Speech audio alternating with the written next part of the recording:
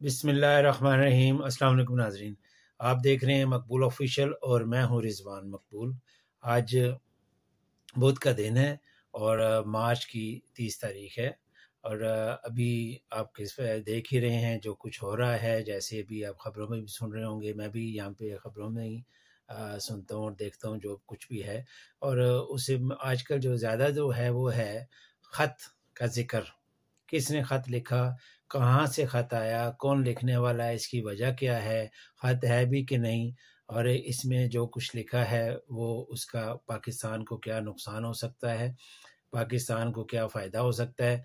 ये एक ज़हन में रखें कि अगर कोई ख़त है तो वो पाकिस्तान के फ़ायदे में नहीं होगा।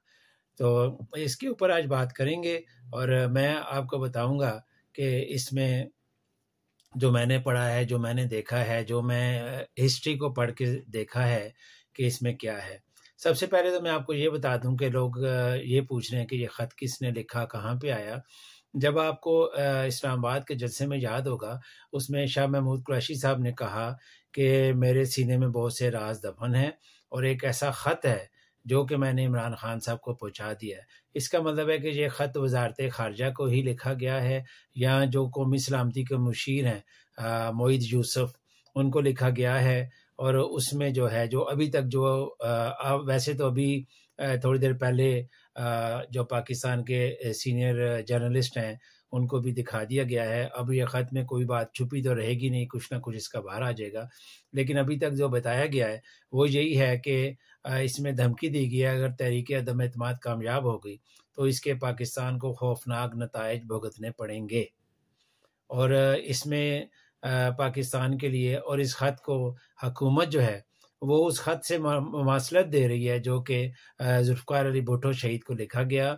उन्होंने रावलपिंडी के राजा बाज़ार में वो ख़त लहराया और उन्होंने बताया कि हाथी के बारे में सारी दुनिया को पता है कि हाथी जैसी ताकत वाली जो है ना वो सदर कौन सा और कौन सा मुल्क है।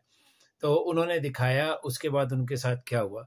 इसलिए शायद इसके मंदरजात जो हैं वो सामने नहीं लाए जा रहे, लेकिन उन्होंने बता दिया था। उन्होंने ये यहाँ तक बताया कि उस वक्त के वज़ीर ख़ारजा हेनरी किसिंजर वो आज ज़िंदा हैं।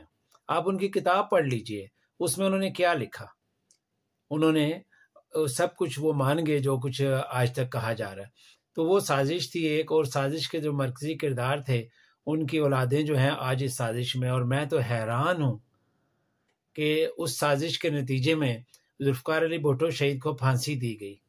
और आज जैसे इमरान खान साहब ने कहा, जरदारी साहब और वो बिलावल साहब जो हैं ये उन्हीं लोगों के साथ हैं जिन्होंने भुट्टो को फांसी पर लटकाया। उनका इशारा अपोजिशन जमातों के सरबराहों और इनके जो वालिद और जो फौत हो गए उनकी तरफ था ही था। उसके साथ उनका इशारा उस मुल्क की तरफ था जिसने भुट्टो साहब को शहीद किया और जिसकी वजह से सारी प्लानिंग हुई। और आज वही लोग जो हैं वो इमरान खान के ख़िलाफ़ हैं। आप देखें कि जब से इमरान खान साहब वज़ीर-ए-आज़म बने हैं उससे पहले से पाकिस्तान में कोई सफ़ीर नहीं है अमेरिका का। पाकिस्तान आपकी फ्रंट लाइन स्टेट है, आपके लिए जंग लड़ते रहे, जो है आपके 80,000 लोगों का कुर्बानी दी। उसके बाद आपने 3 साल से, आपका 4 साल से बल्कि इस मुल्क में सफ़ीर ही कोई नहीं है। अभी जो लास्ट जो सफ़ीर थे इनके वो जब यहाँ से गए हैं उसके बाद डेविड हेल उनका नाम था, वो चले गए अपनी 3 साल की मद्दत मुकर्रर करके। उसके बाद कोई सफ़ीर नहीं है। अब जो इन्होंने लगाए हैं डोनाल्ड ब्लूम, आप ज़रा इनका ज़रा पढ़ लें, प्रोफाइल पढ़ लें। ये हर उस मुल्क में रहे सफ़ीर जहाँ पे हुकूमतें उल्टी गई या जो कुछ भी हुआ। यहाँ जो इनकी वजारत ख़ारजा का जो डेस्क है उसमें ये जिन मुल्कों को जो चेयर जिसको ये हेड करते रहे, जहाँ की पॉलिसियाँ हेड करते रहे, उनमें मैंने देखा है Kuwait, Baghdad, Israel, Palestine, Tanzania, Tunisia, ये इन मुल्कों में रहते रहे और इनको स्पेशल असाइनमेंट पे यहाँ पे भेजा गया। 3 मार्च को इनका जो है वो फैसला हुआ कि ये पाकिस्तान में सफ़ीर होंगे और 8 मार्च को जो है वो तहरीक अदम एतमाद पेश कर दी गई। और मैं इनका पढ़ रहा था, आप भी पढ़ें कि पूरी दुनिया में जो जिनके पीछे अमेरिका होता है, जो हुकूमतें चेंज होती हैं उनके असूल क्या होते हैं, किस तरह करते हैं। 5 असूल बताए गए हैं जिसमें है कि सबसे पहले अपोजिशन को ख़रीद लो। अपोजिशन को ख़रीदो और उनको इतने पैसे दो कि वो सारे लोगों को ख़रीदें। और जैसे इसमें अब तक मैं सुन रहा हूँ कि जो है तकरीबन इनका मैंने लिखा था, 1 मिनट में आपको बताता हूँ, 50 अरब रुपया जो है इसकी हुकूमत के पास प्रूफ है कि ये 50 अरब रुपया आया है और ये बांटा जा रहा है। और ये जिनको बांटा जा रहा है, जो बांट रहे हैं, आप मेरी छोटी सी एक बात मैं आपको बताता हूँ, जितने भी मुनरफ हुए हैं, जिनके ज़मीर जागे हैं, उनमें ज़्यादातर के जो शुरू में इंटरव्यू आए, अब सारे अपने उस मौक़िफ़ से भाग रहे हैं। सिंध हाउस से जो आए उन्होंने कहा कि हम नेक्स्ट इलेक्शन जो है वो हम मुस्लिम लीग नून के टिकट से लड़ेंगे। यानी पीपल्स पार्टी से उनको कोई उम्मीद नहीं कि पीपल्स पार्टी के टिकट पे वो इलेक्शन जीत सकते हैं। अब आप सिंध हाउस में बैठे हुए हैं, जरदारी साहब के साथ आप मीटिंग कर रहे हैं और वोट आप लेंगे मुस्लिम लीग नून से। इसका मतलब है कि आप समझ जाएं कि पैसा जो 50 अरब रुपया है वो किसको दिया गया बांटने के लिए। उसके बाद जैन भट्टी साहब, वो जिस दिन अलहदा हुए उससे कुछ दिन पहले उनका इंटरव्यू था कि मैं इमरान खान के साथ मिले, इमरान खान को उनकी हमायत का यकीन दिलाया। और उनको मिलने के लिए कौन गए? बिलावल जरदारी। उसके बाद उन्होंने हुकूमत का साथ छोड़ दिया। असलम बहुतानी आज़ाद उम्मीदवार का भी आपने पढ़ लिया होगा कि मैं कहीं नहीं जा रहा। उनको जब जरदारी साहब मिले और उसके बाद उन्होंने अपोजिशन की हमायत का ऐलान कर दिया। उसके बाद जितने भी अब तक बंदों के ये मिले हैं, जिनसे भी इनकी बातचीत हुई है, उनके जरदारी साहब ने जाके उनसे मुआहदे किए हैं। जब आपकी 56 सीटें हैं कौमी असम्बली में, आप तो किसी को ये भी नहीं कह सकते कि मैं आऊँगा तो मैं आपको वजीर बनाऊंगा या गवर्नर लगाऊंगा, ये करूंगा वो करूंगा। मुस्लिम लीग नून कह सकती है, उनके पास इतनी मेजॉरिटी है, 84 उनके हैं। उनको पता है कि ये पीपल्स पार्टी हमारे साथ आएगी, बाकी आएंगे तो हम हुकूमत बना लेंगे। अगर उन्हें बनानी है तो वो तो ऑफ़र कर सकते हैं। जरदारी साहब की ऑफ़र पे लोग क्यों भाग रहे हैं? मुझे कहने दीजिए कि अगर 50 अरब रुपया आया है तो जरदारी साहब को ही दिया गया है। जरदारी साहब को ये सोचना चाहिए कि जब मोहतरमा बेनज़ीर भुट्टो की हुकूमत थी, उनके ख़िलाफ़ जो अदम एतमाद की तहरीक पेश हुई थी, उसमें जो कुछ हुआ था, वो ये आपके जो दाएं-बाएं बैठे होते हैं, मौलाना फजलुर रहमान और जो हैं शहबाज शरीफ साहब, ये उस वक़्त किसके साथ थे? इस्टेब्लिशमेंट करते हैं, इस्टेब्लिशमेंट किसके साथ थी? जनरल असलम बेग ने MQM के 24 वोट ला के आपको नहीं दिए थे, अपोजिशन को नहीं दिए थे। और वो हुकूमत की इत्तेहादी होते हुए MQM ने उसको वोट दिए थे बेनज़ीर के ख़िलाफ़, लेकिन बीबी ने उसका मुकाबला किया और सारे हार गए, इस्टेब्लिशमेंट भी हार गई, सब कुछ हार गए। और बीबी जो इतनी ज़्यादा मजबूत नहीं थी, इतनी उनकी सीटें नहीं थी, उन्होंने इनको शिकस्त दे दी। और ये उसके बाद आज वो सारे इमरान खान के ख़िलाफ़ है। ये वही इस्टेब्लिशमेंट है बैरूनी जो ये सब कुछ कर रही है। कल मैं देख रहा था कि रूस का एक मीडिया ग्रुप है जिनका नाम है अवीटो, उन्होंने साफ लफ्ज़ों में बता दिया है, प्रूफ दे दिए हैं कि किसने ख़त लिखा, ख़त में क्या लिखा हुआ है, किसको लिखा। और अमेरिका जो है वो इमरान खान से हुकूमत के ख़िलाफ़ हो गया है, इसलिए कि वो हमारे साथ हैं। उन्होंने रूस की हमायत का ऐलान किया है। उन्होंने पाकिस्तान में जो है वो इस्लामी वज़राए ख़ारिजा की कॉन्फ्रेंस कराई है। इसके बाद जो है वो चाइना का मीडिया ग्रुप है, उन्होंने भी यही कहा कि ये सारी साजिश जो है ये अमेरिका कर रहा है। और कल जो शाह महमूद कुरैशी साहब गए हैं चाइना में, वहाँ से जो चाइना के सफ़ीर ने, वज़ीर ख़ारिजा ने जो बयान जारी किया है, वो आप सुन लें, आपको समझ आ जाएगी कि कौन हटाना चाह रहा है और क्यों हटाना चाह रहा है। और इसमें जितने भी ये किरदार हैं, मैं आपको बताऊं, ये सारे जो है ना, अगर ये इमरान खान ने आज साफ़ियों को ख़त दिखाया है और अभी उनका प्रोग्राम है कि चीफ जस्टिस को भी दिखाएं, इस्टेब्लिशमेंट को दिखा चुके हैं। मैं तो कहता हूं कि अगर आपने खिताब करना है आज, जैसे सुना जा रहा है, आप पूरी पाकिस्तानी कौम को वो ख़त दिखाएं, सबको दिखाएं। और आप अगर आप समझते हैं कि MQM भी चली गई है और आपके लिए एक ही तरीका है कि आप भी हॉर्स ट्रेडिंग करें और अपनी हुकूमत को बचाएं, तो उससे बेहतर है कि आज आप शाम को जो है वो इस्तीफ़ा दे दें और ख़ाली खुद इस्तीफ़ा ना दें। जो आपके जितने भी 155 से ऊपर अरकान हैं ये, और जो इत्तेहादी हैं जो तकरीबन अभी इस वक्त तक 165 और 70 के दरमियान बनते हैं, जो आपके साथ खड़े हैं, इन सब के समेत इस्तीफ़े दें। सिवाय स्पीकर कौमी असम्बली और जो डिप्टी स्पीकर हैं सूरी साहब, इनके अलावा आप लोग इस्तीफ़े दें, ताकि ये लोग स्पीकर साहब आपके इस्तीफ़े मंजूर करें और ख़ुद भी इस्तीफ़ा दे के ये बाहर आ जाएं, और फिर देखते हैं कि आगे क्या होता है, कैसे होता है। ये तो धमकियां देते रहे ना, इस्तीफ़े देंगे, किसी ने नहीं दिया। लेकिन इमरान खान साहब को इस्तीफ़े दे देने चाहिए इस वक्त इन लोगों की इस तरीके दम एतमाद की वजह से। और दूसरा जो ख़त है, अगर ये सच्चा ख़त है और इमरान खान जो हैं वो ये लोगों को बताने में कामयाब हो गए कि इस वजह से मेरी हुकूमत ख़त्म की जा रही थी, मैंने इसलिए इस्तीफ़ा दिया है, मैं आपके पास आया हूँ, आप फैसला करें, मैं आपको गारंटी देता हूँ ये सीटें तो आएंगी। और अगर इलेक्शन हुए इन सीटों के अलावा, सिर्फ इन सीटों पे इलेक्शन हुए, ये सारी इमरान खान साहब भारी अक्सरियत से जीतेंगे। और अगर आम इलेक्शन का ऐलान हो जाता है, ज़ाहिर है इतने बंदे चले जाएंगे तो फिर तो हुकूमत के लिए मुश्किल, जो भी हुकूमत होगी कि इलेक्शन कराए। और ये जो हैं इमरान खान साहब जो हैं क्राउड पुलर तो हैं ही, और जब उन्होंने ये ख़त दिखाना है लोगों को, जब उन्होंने अवाम में जाना है, तो आप यकीन कीजिए ये जो पोजीशन के जो 160, 62, 72, 75, 200 ये कह रहे हैं ना, इनमें कई बड़े बड़े खिलाड़ी भी उठ जाएंगे। क्योंकि पाकिस्तानी कौम हर चीज़ पे समझौता कर लेती है, महंगाई बर्दाश्त कर लेती है, दहशतगर्दी बर्दाश्त कर लेती है, हर चीज़ बर्दाश्त कर लेती है, लेकिन बैरूनी ताकतों की गुलामी बर्दाश्त नहीं करती। बहुत कर चुके और वो ये चीज़ बर्दाश्त नहीं करेंगे कि गैर मुल्क जो है वो हमारे मुल्क में आके बार बार ये करता है। और ये जैसे इमरान खान साहब ने उस दिन फरमाया कि ये वो दौर नहीं है जब आपने भुट्टो साहब को हटा के उनको फांसी पर लटकाया था, ये सोशल मीडिया का दौर है।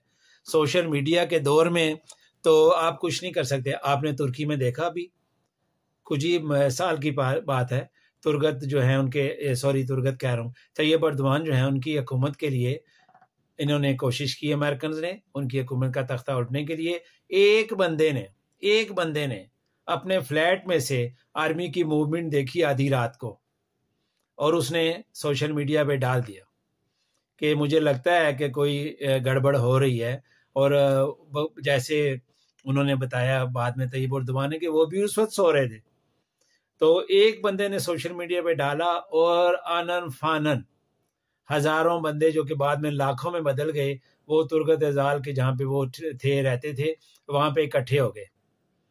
और आर्मी जिनको सपोर्ट थी, जो सारा साबित हो चुका है कि उनको किसकी सपोर्ट थी, और वो उन सारे आर्मी जनरल्स को भी हटाया, सबको हटाया। इवन के जो सहाफ़ी थे, ये जो मैंने आपको 5 बातें बताई हैं, इसमें मीडिया भी है कि मीडिया को खरीदो, अपोजिशन को खरीदो। और आप देख लें कि नवंबर से ये 2020 से, मैंने एक आपको बात बताऊं, आप मेरे चैनल पे जाएं, मैंने उस पर एक 2020 अक्टूबर में अपलोड की थी एक वीडियो, उसमें मैंने बताया था कि भुट्टो को फांसी ना बना, भुट्टो के इमरान खान को भुट्टो ना बनाए। मेरा चैनल उसके बाद बंद हो गया था, लेकिन मेरे पास वो वीडियो है, मैं उसका लिंक आपको दे देता हूँ, इसमें आप वो देख सकते हैं मेरी वीडियो। और उसके बाद नवंबर से आप देख लें, ये मैंने अक्टूबर में बात की थी, नवंबर से आप देखें जितने बड़े बड़े सहाफ़ी हैं उनको स्वाय बुराई के इमरान खान में और कोई चीज़ नज़र नहीं आती। जितने बड़े बड़े मीडिया ग्रुप हैं वो क्या कर रहे हैं, और ये सारी फंडेड है। अब तो ये सारा कुछ समझ आ गया कि भुट्टो साहब के खिलाफ जो तहरीक थी वो फंडेड थी, CIA ने उसको फंड किया, और इसलिए कि भुट्टो साहब ने एटमी उसके ऊपर समझौता नहीं किया था। और उस वजह से कल मरीम नवाज साहबा फरमा रही थी कि इमरान खान साहब तुमने कौन सा एटम बम बना दिया है जो तुम्हारे खिलाफ साजिश होगी। जिसने एटम बम बनाया था, जिसने धमाके किए थे, उनके खिलाफ साजिश हुई। बीबी भुट्टो साहब के खिलाफ तो मैं आपकी बात मानता हूँ साजिश हुई थी। नवाज शरीफ साहब के खिलाफ क्या साजिश हुई? एक तरफ आप कहते हैं कि उसने 5 पता नहीं कितने अरब रुपए ऑफर किए, और उसके बाद उन्होंने नवाज शरीफ साहब को 5 फ़ोन किए क्लिंटन ने, और उन्होंने फ़ोन अटेंड ही नहीं किया। और दूसरी तरफ ये है कि क्लिंटन की वजह से जो शहजादा थे, उस वक्त शहजादा थे, बाद में बादशाह बने अब्दुल्ला सऊदी अरब के, वो, और जो उस वक्त हरैरी थे लिबनान के सदर, वो उनकी रिक्वेस्ट के ऊपर एक्टिव हुए। उन्होंने जनरल मुशर्रफ से रब्ता किया। ये सब कुछ मैं अपने आप तरफ से नहीं कह रहा, ये सारा कुछ मौजूद है, किताबों में मौजूद है, आप गूगल करके देखें। और फिर नवाज शरीफ साहब को बाहर भिजवाया गया सऊदी अरब, जिसका ये कहते रहे कि कोई मुआहदा नहीं, बाद में 5 साल माने, फिर 10 साल का सामने आ गया। तो आप ये बताएं कि 5 फोन आप एक बंदे के अटेंड नहीं कर रहे, अरबों रुपए की वो आपको ऑफर कर रहा है, वो आपको कबूल नहीं कर रहे, जबकि यहाँ से आप 15-16 अरब रुपया लेके भाग के और यहाँ पे बैठे हुए हैं। तो ये कैसे हो सकता है कि वो आपकी सिफारिश करे कि आपको बताया जाए? और अब तो ये भी खबरें आ रही हैं कि यहाँ पे जो जितने भी सफारतकार हैं वो आपके साथ राब्ते में, उसमें इसराइल भी है, उसमें इंडिया भी है, और ये सारी गेम आप बैठ के कर रहे हैं सऊदीया से, लंदन से। और जब बात वही मैं आपसे कर रहा था, सोशल मीडिया का दौर है, लाखों बंदे बाहर निकल आए, क्या हुआ फिर? तैयब साहब उधर ही है ना, अभी भी ये सोशल मीडिया का दौर है। अब अगर इमरान खान साहब असम्बलियों से बाहर चले जाते हैं और आवाम को कॉल देते हैं, उनको बताते हैं कि उनकी हुकूमत किस तरह ख़त्म की गई या उन्होंने क्यों इस्तीफ़ा दिया, यकीन जानिए अपोजिशन के बड़े बड़े लीडर जो है ना, ये भी अगली असम्बली में नहीं आ सकेंगे। बाकी जहाँ तक जो लोग दुआएं कर रहे हैं मरीम नवाज़ के वज़ीर आज़म बनने की, उनके लिए अर्ज़ है कि मरीम नवाज़ 7 साल के लिए नाअहल हैं। अगर वो जो हैं हो जाती हैं, उनकी नाअहली ख़त्म भी हो जाती है तो उनका कोई चांस नहीं है। दूसरे जो नारे लगा रहे हैं बिलावल साहब के लिए, बिलावल साहब के लिए मसला ये है कि इस साल सितंबर में वो 35 साल के होंगे। अगर सितंबर से पहले इलेक्शन हो जाते हैं तो वो वज़ीर आज़म का हल्फ नहीं उठा सकते, उसके लिए 35 साल की एज है, वो बहुत ज़रूरी है।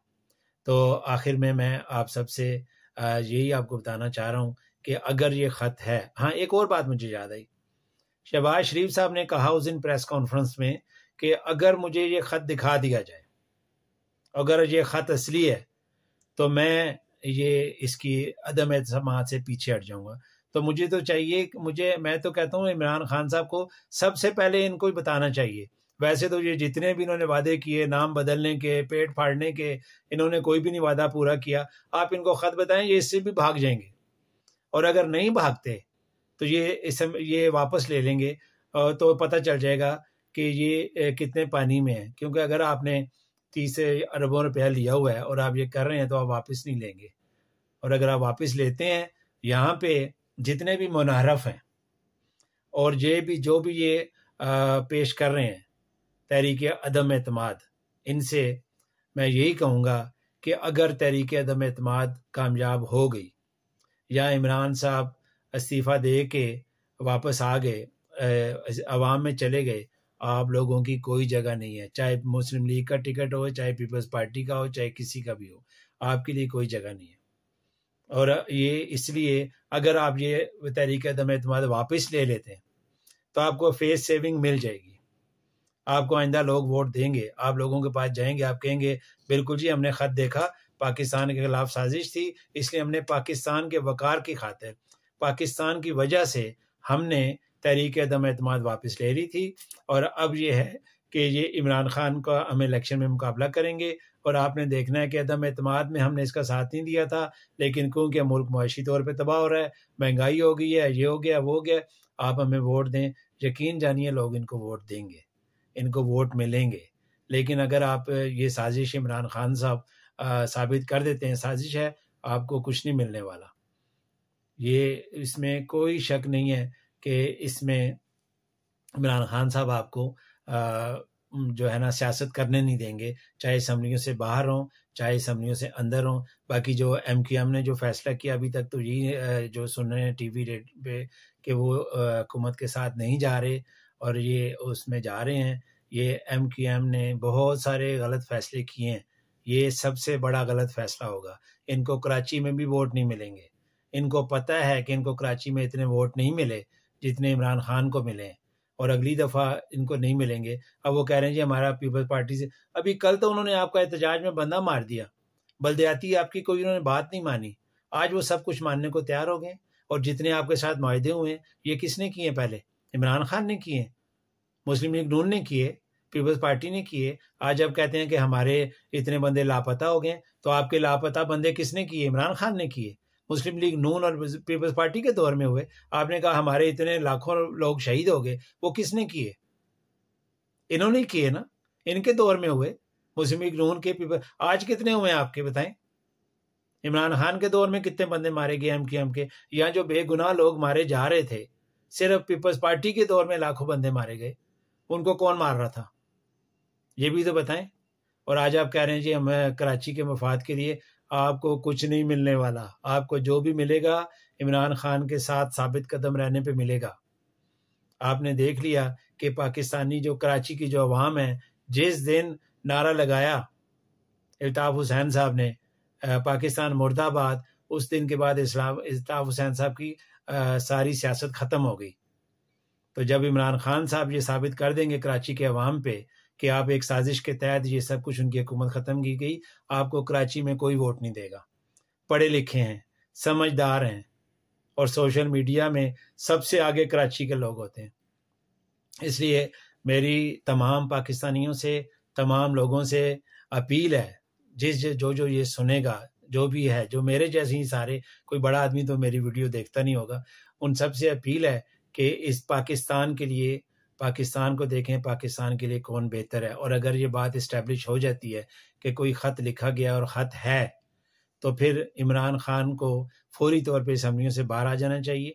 तहरीक अदम एतमाद नाकाम होती है, फिर तो आना ही आना है, और अगर इनको फौरी तौर पे असम्बलियों से छोड़ देना चाहिए। जैसे मैंने कहा, स्पीकर और डिप्टी स्पीकर के अलावा वो जैसे ही इनके इस्तीफ़े मंजूर करें, और नेक्स्ट जो बाकी जो रह जाएंगे, वो उससे तो असम्बली नहीं चलेगी, उनको इलेक्शन कराने पड़ेंगे। और इस वक्त जो इमरान खान का ग्राफ है वो बहुत ऊपर है, क्योंकि जो मुल्क के लिए लड़ रहा है उसके कोई मुकाबला नहीं कर सकता। जो मुल्क की सालमियत के लिए, खुद मुख्तारी के लिए, जो अमेरिकी गुलामी से निकालने के लिए लड़ रहा है, उसको आप शिकस्त नहीं दे सकते। बाकी जहाँ तक दूसरी जो फोर्सेस हैं, जो इस्टेब्लिशमेंट है, उनको भी अगर ख़त दिखा दिया गया है, जैसे मैं कह रहा हूँ, तो वो कैसे आपकी हमायत करेंगे? किस तरह ऐसे लोगों की हमायत करते हैं कि वो उस पर आके बैठ जाएं? और एक और आप जाते जाते आखिरी बात आपको कर जाऊं, अमेरिका को मेन प्रॉब्लम है जनरल बाजवा और जनरल फैज से। इनको पता है कि ये जो रातों रात भागे हैं सब कुछ छोड़ के, इसके पीछे चाइना, रूस के अलावा जनरल बेग और जनरल बाजवा और जनरल फैज चिश्ती हैं। सॉरी, मेरे बार बार मैं चिश्ती कह जाता हूँ, क्योंकि वो फैज चिश्ती थे जिन्होंने भुट्टो साहब का तख्ता उल्टा था। और फैज जो हैं हमीद, वो जो हैं इनको नज़र आ रहे हैं, लेकिन वो फैज चिश्ती था, ये फैज हमीद है। वो जनरल ज़ियाउल हक था, ये जनरल बाजवा है। ये सोचना चाहिए अमेरिकन को। अगर वो उस वक्त इस्टेब्लिशमेंट और ये बाजवा, ये फैज शायद साथ ना होते तो भुट्टो साहब को फांसी ना होती, और सोशल मीडिया होता तो भुट्टो साहब को फांसी ना होती। आज भी यही हालत है। इनको पता है कि नवंबर में जनरल जो हैं बाजवा जाएंगे, तो डेफिनेटली नेक्स्ट जो हैं वो जनरल फैज़ हमीद होंगे। और फैज़ हमीद वही है जिन्होंने इनको अफगानिस्तान से भागने में मजबूर किया। सब कुछ छोड़ के भाग गए, गाड़ियाँ, असला सब कुछ छोड़ के भाग गए, जबकि 20 साल से वहाँ बैठे हुए थे। 10 साल पहले आपने उसामा को मार दिया, उसके बाद आप क्या ले रहे थे वहाँ पे? आप वहाँ पे ले रहे थे, पाकिस्तान को गैर मुस्तहकम कर रहे थे, और उसके बाद आप चाइना के साथ, रूस के साथ उन पे नज़र रखे हुए थे, इसलिए। लेकिन 10 साल में आपसे कुछ नहीं हुआ। आपको तालिबान ने नहीं भगाया, आपको पाक आर्मी ने भगाया, आपको जनरल फैज़ ने भगाया, बाजवा ने भगाया। इसलिए आप उनको भी इबरत का निशाना बनाना चाहते हैं, क्योंकि वो आगे, और अगले इलेक्शन जो है वो इमरान खान ने जीतना है। और इमरान खान जो है, जैसे आप कहते हैं जी सिलेक्टेड है, तो वो तो फिर इमरान को सिलेक्ट करेगा। तो नेक्स्ट दूसरा ये इनको है कि जनरल काजी फ़ायज़ ईसा जो हैं वो नेक्स्ट सीनियर तरीन है, और वो अगर इमरान खान साहब रहे तो शायद ये रवायत भी ख़त्म हो जाए कि सीनियर तरीन जज बनेगा और वो किसी और को जज लगा दें। तो इसलिए ये सारे बंदे इनके फेवर में हैं, इसलिए ये सारी गेम हो रही है। अल्लाह ताला पाकिस्तान को महफूज रखे, पाकिस्तान को एक खुद मुख्तार वतन बनाए, और हम जो एक 22 करोड़ अवाम का हजूम है, हमें 22 करोड़ जो है वो एक कौम बने। और एक कौम जो है, अगर इमरान खान के दौर में हम कौम ना बने तो हम कौम कभी नहीं बन सकते। 22 करोड़ अवाम को जो है 22 करोड़ रुपया दिया जा रहा है 22 करोड़ अवाम के नुमाइंदों को ख़रीदने के लिए। हमें ये सोचना चाहिए कि कल को क्या होगा। तो मैं आपसे यही गुजारिश करूँगा कि इसमें इमरान खान का साथ देना चाहिए पूरी पाकिस्तानी कौम को। और इमरान खान साहब जैसे ही बाहर आते हैं, इमरान खान साहब को होना चाहिए। वैसे तो मुझे यकीन है कि ये ऐसी हरकत नहीं करेंगे। अगर शहबाज शरीफ अपने वादे पे कायम रहते हैं, ये वापस ले लेते हैं, तरीके अदम एतमाद तो इनकी कोई इज़्ज़त रह जाएगी अगले इलेक्शन में, अदरवाइज़ इनकी कोई जगह नहीं है पाकिस्तानी सियासत में। और अभी आपसे गुजारिश है, अगर आपको मेरा ये व्लॉग पसंद आए तो मेरे यूट्यूब चैनल जो है मकबूल ऑफिशियल को लाइक, शेयर और सब्सक्राइब कीजिए। और इसको जो है अगर आप सब्सक्राइब नहीं करना चाहते, लाइक नहीं करना चाहते, तो कम से कम शेयर ज़रूर कीजिए ताकि ये बातें लोगों तक पहुँचें। और अगर मैं सही कह रहा हूँ तो इसमें अल्लाह ताला की बेहतरी के लिए, अल्लाह ताला आपकी बेहतरी, हमारी बेहतरी के लिए पाकिस्तान पे ये जो बैरूनी ताकतें हैं, ये इस्टेब्लिशमेंट है, इनको दूर कर दे। और पाकिस्तान के लिए जो है वो जो नारा है सबसे पहले पाकिस्तान, उसके ऊपर अमल कीजिए। इजाज़त दीजिए, नेक्स्ट वीडियो तक, नेक्स्ट व्लॉग तक मुझे इजाज़त दीजिए। अल्लाह हाफिज़। आप सबका और हमारा पाकिस्तान जिंदाबाद।